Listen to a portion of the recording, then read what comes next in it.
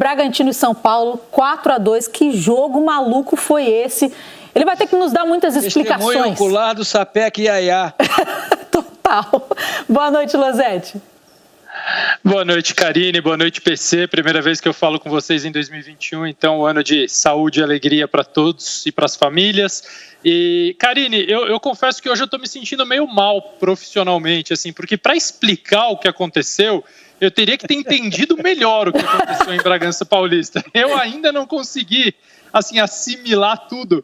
O que eu posso dizer é o seguinte: os jogadores do São Paulo deveriam gravar um vídeo ainda no vestiário lá do estádio Nabi Abichedi e encaminhar para o Iago Felipe com agradecimentos e votos de um grande 2021 também para o Lucas Claro, porque os dois foram, sem dúvida nenhuma, os melhores do time, além do Thiago Volpi, que evitou um desastre ainda maior. Logo no comecinho do jogo, o Bragantino sufocando o São Paulo lá na frente, roubou a bola. O Daniel Alves recebeu de costas num dos erros que o São Paulo cometeu na saída e não costuma cometer. O Bragantino fez 1-0. Agora o time estava com todos os jogadores postados no campo de ataque, mas sem pressionar o adversário, permitindo que o Claudinho fizesse o passe em velocidade, em profundidade para o Raul fazer o segundo gol. Claudinho e Raul acabaram com o São Paulo, que ainda diminuiu no primeiro tempo com o Tietê fazendo esse gol. Única finalização do São Paulo no primeiro tempo foram 11 do Bragantino. Então, o 2-1 a essa altura já era um lucro muito grande. Logo no lance seguinte, o Fabrício Bruno fez esse gol de cabeça numa bola parada. Olha o repertório, tanto ofensivo do Bragantino como defensivo do São Paulo. Gols de todas as maneiras possíveis, chances de todas as maneiras possíveis. E a gente ainda vai ver daqui a pouquinho mais uma roubada de bola do Claudinho contra o Diego, acontecendo o quarto gol do Bragantino ainda no primeiro tempo, marcado pelo Arthur. Já está até me fazendo confusão aqui, o Arthur fazendo o primeiro gol dele no 25º jogo pelo Campeonato Brasileiro. O fato, Karine e PC, é que o São Paulo foi muito mal. Esse gol foi anulado e o Vitor Bueno estava um pouquinho à frente, um pouquinho impedido, o gol do Brenner. O São Paulo fez, na minha visão, a pior partida sob o comando do Fernando Diniz desde que ele assumiu. Acho que setembro de 2018 chegou o Fernando Diniz, de 2019. Sim. Desde então eu não tinha visto o São Paulo jogar tão mal, tão longe das suas características, tão apático, com uma postura pouco competitiva, e o Bragantino se aproveitou disso, além dessas cenas lamentáveis que felizmente não tiveram muitas consequências no jogo, no placar, enfim, tudo se resolveu ali com um amarelinho para cada lado. Esse aí é o quarto gol, o gol marcado pelo Arthur. Então, assim, o São Paulo foi muito, muito mal. Poderia ter perdido demais. No segundo tempo, o Thiago Volpi fez duas defesas incríveis, cara a cara com os jogadores do Bragantino. Teve bola na trave. O placar mais correto desse jogo, mas de acordo com o que aconteceu, você pode botar aí 6-7-1. Porque o segundo gol do São Paulo também aconteceu assim, uma bola parada no último lance do jogo, com o VAR, onde já nada mais acontecia, amigos.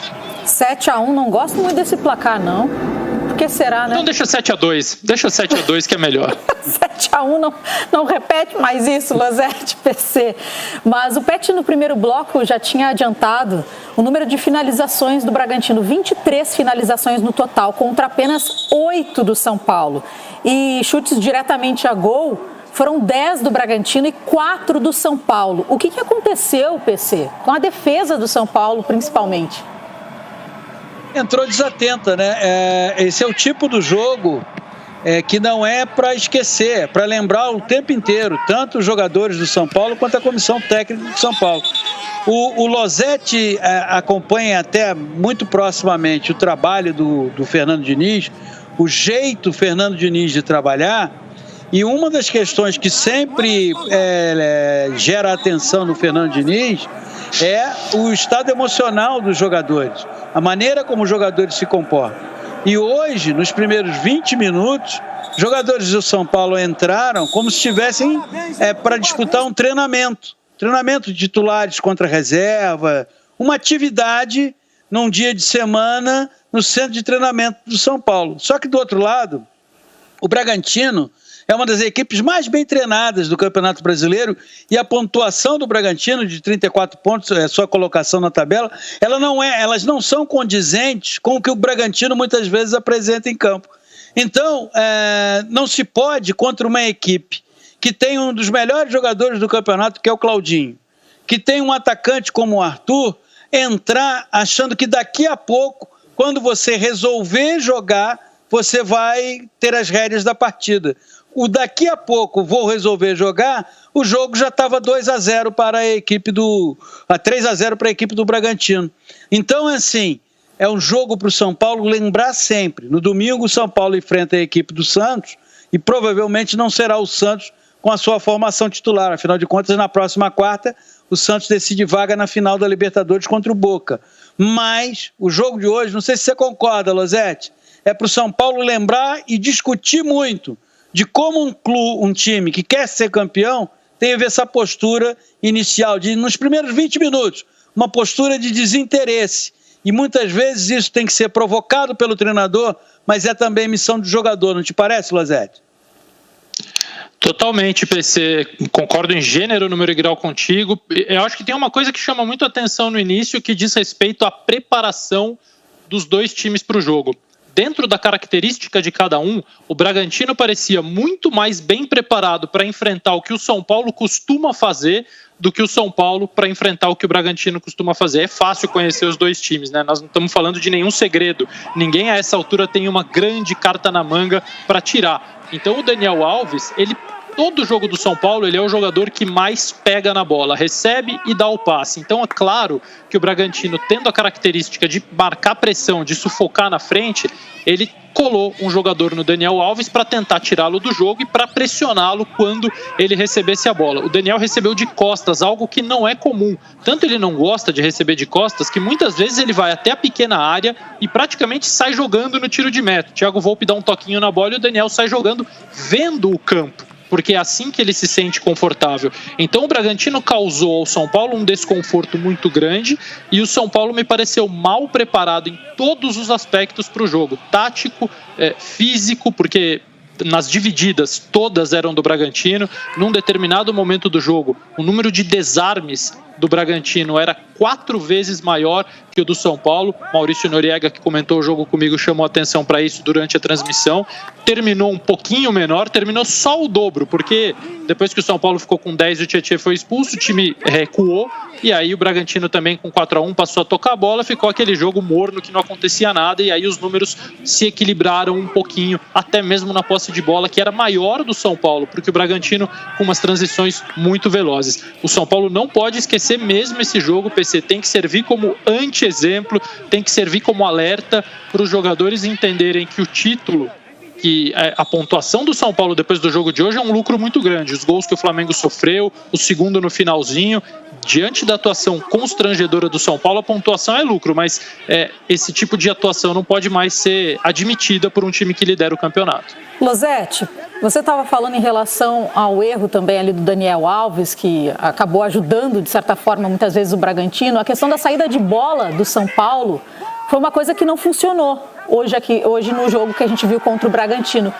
E o Diniz continuou investindo nisso, parece até uma certa teimosia, de certa forma, não estava funcionando. Então, se não está funcionando, não tinha que alterar isso, já durante o jogo tem que ter algum plano B.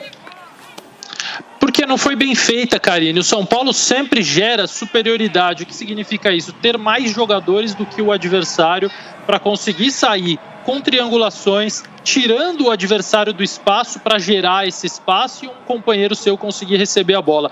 Essa é a saída do São Paulo, que hoje não foi feita. O São Paulo não fez nada do que costuma fazer no jogo de hoje. Então, é difícil até pedir um plano B, que surja um plano B de repente, quando o seu plano A é executado de maneira assim tão distante, porque claro que tem o mérito do Bragantino, mas tem muito problema na execução de um time que está acostumado a jogar de um jeito, e hoje não sei exatamente porquê, espero que o Fernando Diniz possa explicar. Agora, o plano B, o que o São Paulo fez quando tinha 10 homens, na minha visão deveria ter feito quando tinha 11, trazer todo mundo para trás, marcar num bloco baixo e tentar sair com bola mais longa, porque a forma como o time foi engolido nos primeiros minutos, e aí acho que essa é a crítica que normalmente eu não concordo, mas hoje ela fazia sentido pelo caráter atípico do jogo, era abrir mão um pouquinho da quantidade, da posse de bola perto da sua própria área. Várias chances foram criadas assim e 2 gols foram marcados assim.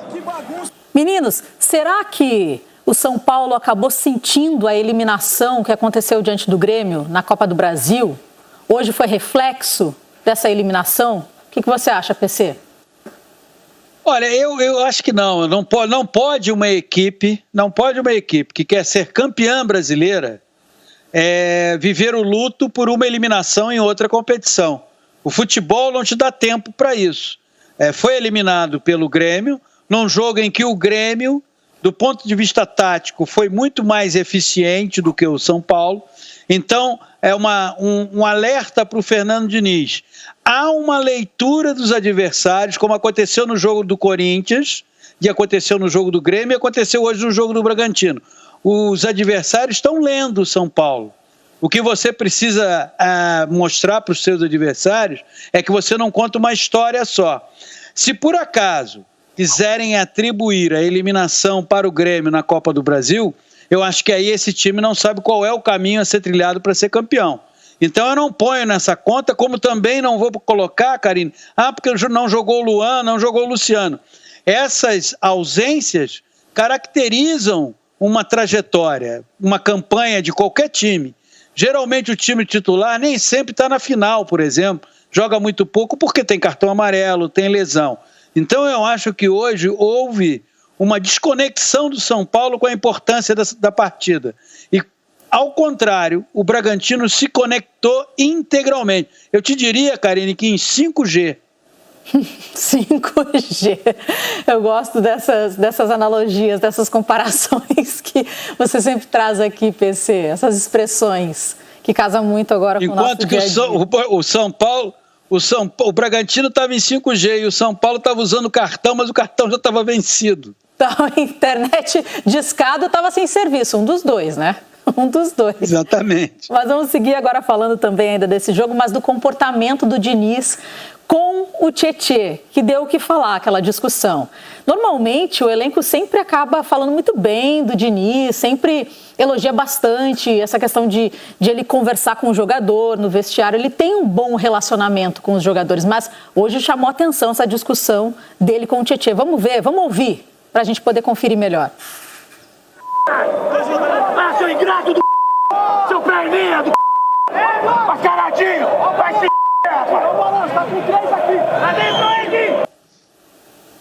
Chamou de ingrato, mascaradinho. Soltou o verbo ali, Losetti. Pois é, Karine, assim, é muito difícil fazer uma análise em cima de uma situação como essa. Primeiro porque a gente sabe que o Fernando Diniz costuma ter esse tipo de relação com seus jogadores, e aí eu não estou dizendo que é certo ou que é errado, não é algo fora do habitual. O próprio Anselmo Caparica, que era o repórter na transmissão do Premier, relatou e deu esse depoimento na hora em que aconteceu.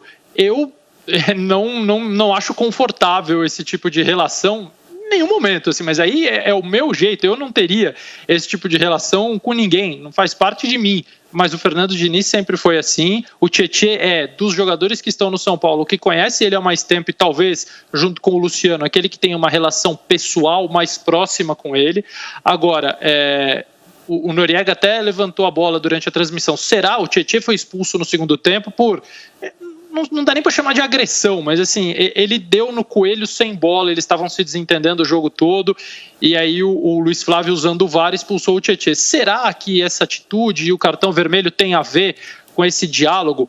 Toda a parte comportamental do São Paulo hoje ela tem que ser avaliada, desde o primeiro minuto de jogo, desde a moleza em campo, desde a estranheza do posicionamento, desde a falta de atitude com a bola no pé, que são coisas que não caracterizam essa equipe, né? Então hoje tudo foi fora do normal, até a expulsão. O São Paulo não tinha nenhum jogador expulso no Campeonato Brasileiro até a noite de hoje, e justamente o Tietê acabou levando o vermelho. Só para dar uma descontraída aqui na hashtag Troca de Passes, o Fernandinho do Cavaco, de vez em quando ele aparece aqui, PC, Losetti, é um telespectador assíduo do Troca de Passes, colocou assim: mascaradinho em tempos de pandemia não é ofensa. Mas pensando nessa relação aí, PC, do Diniz com os jogadores, eu também tive a mesma sensação do Losetti e o mesmo pensamento. Esse cartão vermelho, será que também teve a ver com essa discussão? Assim, de certa forma, os ânimos ficaram quentes em campo. Olha, Karine, a distância, como eu, Losetti, você, nós estamos, parece uma relação verbal abusiva. Você olha e você fala, poxa, trata-se de um caso de abuso verbal. Agora, eu não sei como é a convivência, eu não sei se isso está no dia a dia naturalizado, não é? Porque isso já foi flagrado com o Luciano, provavelmente com outros jogadores. Se isso está naturalizado e se aos jogadores não incomoda, ou seja, se eles entendem que isso faz parte das relações que eles têm nos treinamentos e, consequentemente, nos jogos, aí eu confesso a você que eu não tenho como chegar e dizer assim, o Diniz está certo, o Diniz está errado. Né? Olhando à distância, a gente sempre fica pensando nos clichês que fazem que o futebol vive a alimentar, a regar, né? Tipo, pô, será que na hora, no vestiário, isso não enfraquece o grupo? Me parece que não, porque isso não é um comportamento de agora do Fernando Diniz e o São Paulo é líder do campeonato. Mas sempre, para quem está de fora, no caso eu, você e todos que estavam e todas que estavam acompanhando o jogo, causa um certo desconforto. Eu, pelo menos, que não tenho nada a ver com isso, fico desconfortável. Agora, eu não sei se isso lá, entre eles, é naturalizado.